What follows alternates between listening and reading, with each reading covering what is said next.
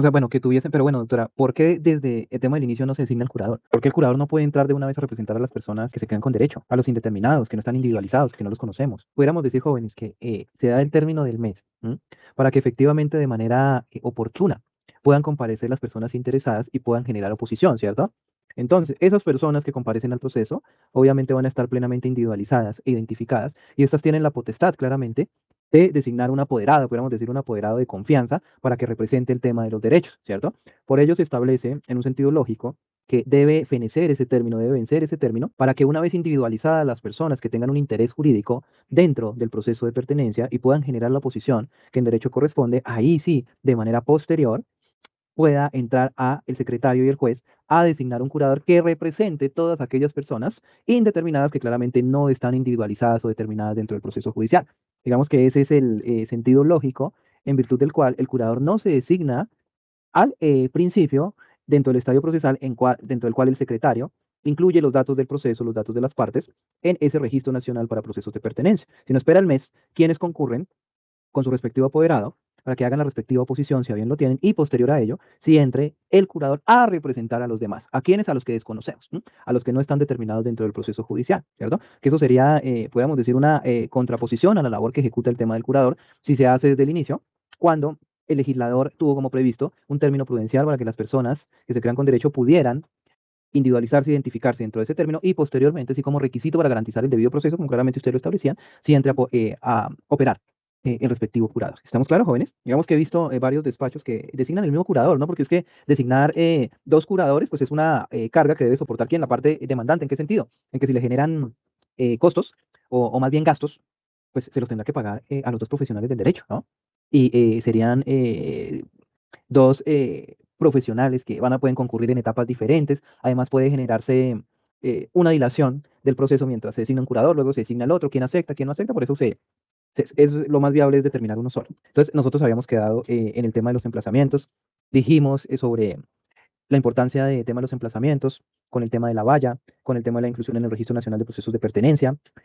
Hablamos también, y me lo preguntaban, respecto a la comunicación que se hace en virtud del auto admisorio a la Agencia Nacional de Tierras, a la Unidad de Víctimas, a la Superintendencia de Notariado y Registro y al Instituto Geográfico Agustín Codazzi. Son cuatro entidades que con el auto admisorio se les comunica la existencia del proceso de pertenencia bajo el mismo motivo que les decía yo en la clase inmediatamente anterior, ¿no? Estas entidades son las que cuentan con las bases de datos y la información sobre los predios a nivel nacional, de modo que se exhorta a estas entidades a efectos de que establezcan o brinden información para el proceso de cuál es la naturaleza jurídica del predio, que no se trate de un bien fiscal, de un predio baldío, de una reserva natural, bueno, de cualquiera de los bienes que habíamos nosotros citado, de que son de carácter imprescriptible, ¿de acuerdo? Y también se hace en el sentido, jóvenes, de que estas entidades también cuentan con información respecto de que los bienes no hayan sido objeto de desplazamiento forzado, despojo, cualquier tipo de conductas punibles, y con el fin todo ello de evitar, jóvenes, que se induzca en error a los jueces de la República, ¿cierto? De que exista fraude en el sentido de pretender un bien inmueble que es de carácter imprescriptible o que esté en detrimento de los derechos de terceros, como las víctimas del conflicto armado, entre otros. ¿M? Evitar de que el proceso se desarrolle de manera fraudulenta. Bueno, muy bien, jóvenes. Entonces, dentro del proceso de pertenencia, hablemos de la oposición, ¿cierto? Ya hablamos de la demanda, vamos a hablar de la oposición que la pueden generar los interesados o aquellos indeterminados, como bien lo ilustrábamos nosotros, o los titulares del derecho real de dominio o titular del derecho real de dominio, hablando a título singular cuando se trate solo de un individuo. ¿M? De modo que dentro de la oposición que se hace al proceso de pertenencia, podríamos decir que es importante ilustrar, y como todos bien lo saben, que esto se hace a través de que de una contestación de la demanda, que en algún sentido habíamos explicado en los procesos verbales y verbales sumarios, ¿cierto? La oposición la ejecuta obviamente el demandado, ¿m? O los demandados, que va a constituir en qué argumentos fundamentales, jóvenes. Uno puede ser en desconocer la condición de poseedor, que es lo más común, aquí en la parte demandante. Dos, de argumentar de que ese poseedor está reconociendo dominio ajeno, ¿cierto? La segunda cuestión, y es un error muy habitual en que incurren los profesionales del derecho por no preparar a sus poderdantes o a su poderdante por no preparar a sus testigos, ¿de acuerdo? ¿Qué otra cuestión, jóvenes? Tercera, pudiéramos decir, el incumplimiento o la insuficiencia del tiempo acumulado para reclamar el tema de la posesión, ¿de acuerdo? Recuerdan ustedes que para bienes inmuebles dijimos que era de 5 y 10 años, ¿no? La ordinaria y la extraordinaria. Si no cumple con esa acumulación de tiempo, podríamos decir que no cuenta con el requisito indispensable para acceder a la usucapión, ¿de acuerdo?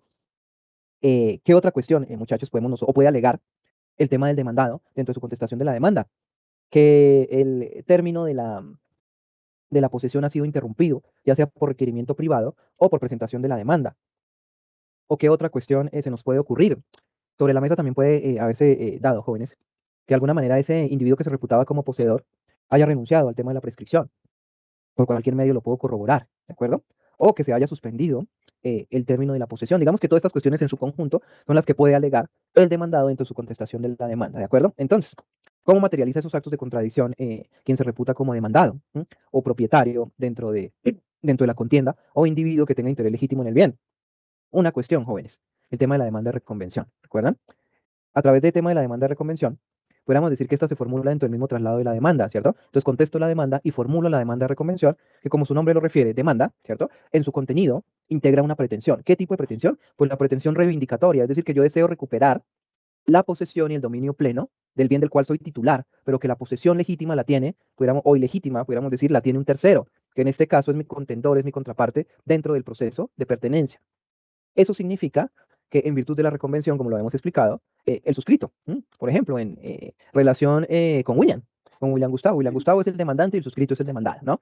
Como demandado hago oposición y digo, mire, usted no cuenta con el tiempo requerido por la norma para reclamar el bien por pertenencia, ¿cierto? Y dos, usted está reconociendo dominio ajeno, me reconoce a mí como propietario y acá llegó este documento privado, ¿de acuerdo? Bueno, muy bien, pero yo puedo reconvenir también, ¿cierto? En mi condición de propietario dentro del término de traslado, presenta una demanda que debe cumplir con los mismos requisitos del artículo 82 de la ley 2213 y demanda más concomitantes, en el cual incorporo la pretensión reivindicatoria. Señor William Gustavo, usted debe reintegrarme el dominio pleno de mi bien inmueble o de mi bien mueble. Señor juez, le ordeno que William Gustavo me reivindique el dominio del bien identificado de tal y tal manera. ¿Estamos claros? Decíamos nosotros también que el tema de la intervención excluyente, digamos que en este proceso judicial, la intervención excluyente, quien figura en la condición de demandante y demandado, es claramente improcedente, en la medida que demandante y demandado tienen un interés sobre el bien. Y no pueden intervenir como tercero excluyente. Podemos decir que la figura del tercero excluyente, como nosotros la afirmamos, única y exclusivamente puede formularlo un individuo que es extraño al proceso entre dos o más partes, ¿cierto? En virtud de la cual, por ejemplo, hay una cuestión de carácter contractual entre Pedro y María, y yo de manera excluyente, en mi condición de poseedor, les digo, mire, ustedes están en la disputa de un predio en el cual yo tengo mejor derecho que ustedes. Y dentro de ese proceso de carácter declarativo yo los demando y enervo mi declaración de pertenencia. Solo de esa manera, un individuo ajeno a la controversia que se suscita entre dos sujetos originarios, pudiéramos decir que allí sí es procedente la intervención excluyente, pero no es procedente la intervención excluyente que la pueda alegar un demandante, que obviamente ya es clara, es parte dentro del proceso, o un individuo que ha sido citado en su condición de demandado como titular del derecho real de dominio. Podemos decir que es un tercero que comparece una vez ya iniciado el tema del proceso judicial. Ahora bien, dentro del proceso de pertenencia, jóvenes, el trámite por el cual se encausa, ya lo hemos dicho, es el trámite del proceso verbal, artículo 368 y siguientes del Código General del Proceso, motivo por el cual se plantea el tema de la siguiente disyuntiva. Y si el proceso es de mínima cuantía, cuando explicamos nosotros el verbal sumario, dijimos que el legislador tuvo como previsto que los procesos de carácter contencioso de mínima cuantía se adelantarán por el proceso verbal sumario, ¿cierto? Este es un proceso claramente contencioso. Este proceso también puede ser objeto de mínima cuantía. Entonces, podríamos decir que hay esa disyuntiva. Entonces, ¿lo adelanto por el proceso verbal sumario si es de mínima o lo sigo adelantando por el proceso verbal? La respuesta correcta, jóvenes, es se sigue adelantando por el trámite verbal. Había consideración de que este proceso de pertenencia está regulado por norma especial que establece taxativamente dentro del artículo 375 del Código General que se adelantará bajo la previsión del proceso verbal sin consideración a la cuantía. Es decir, que al tener un trámite de carácter especial, no por el hecho de que sea un proceso de mínima, lo vamos a adelantar por el proceso verbal sumario. ¿De acuerdo, jóvenes? Entonces, esa controversia la dejamos aquí zanjada para que en el evento en que un juez de la República vaya a adelantar el proceso de pertenencia por el verbal sumario, ustedes tienen la posibilidad de encauzar el tema del trámite, de redireccionar y decirle, señor juez, esto aquí existe norma especial, con independencia de la cuantía, usted lo que debe observar son las disposiciones propias del proceso verbal, no del verbal sumario. ¿De acuerdo? Entonces, el verbal, dentro del proceso verbal se seguirá surtiendo, así sea de mínima, el traslado de 20 días conforme lo establece el artículo 369 del Código General. Se seguirá surtiendo el traslado de secciones por el término de 5 días conforme lo establece el artículo 370 del Código General del Proceso. Entonces, en ningún sentido vamos a manejar los términos que se manejan allí en el proceso verbal sumario por ser un proceso de menor entidad o de mínima cuantía. ¿Estamos claros, jóvenes? El tema de la declaración de pertenencia produce efectos de carácter erga omnes. Eso significa que todos los derechos preexistentes que se materializaban allí en el bien objeto de pertenencia se extinguen con una sentencia de carácter favorable. Por ello es la razón lógica y el sentido del legislador en citar a todas las personas indeterminadas que se puedan creer con derecho, porque la sentencia de pertenencia afecta todos los títulos, podríamos decir antecedentes, ¿no? toda la titulación o todo este tipo de derechos se extinguen. Bajo esa óptica es que también se tiene como justificable que se cite al acreedor hipotecario, a quien cuente con garantía hipotecaria para salvaguardar el tema de sus derechos, porque puede que estos allí también se extingan. ¿Estamos claros, jóvenes? Decimos que conforme a ello el tema de la sentencia es oponible a todo el conglomerado social. El trámite de este proceso bajo la óptica de trámite verbal, jóvenes, que estará integrado dependiendo del tema de la cuantía, por una primera instancia, ¿cierto? Que comporta dos audiencias. Como nosotros lo ilustramos, la audiencia inicial del artículo 372 y la audiencia de instrucción y juzgamiento del artículo 373 del Código General del Proceso. Esas dos audiencias, como nosotros lo habíamos ilustrado, también pueden concentrarse y agotarse en una sola sesión junto con el tema de la inspección judicial, ¿cierto? Que se realizará en la ubicación del tema del bien inmueble si el juez así lo dispone, donde es obligatorio agotar claramente el tema de la inspección judicial, ¿de acuerdo?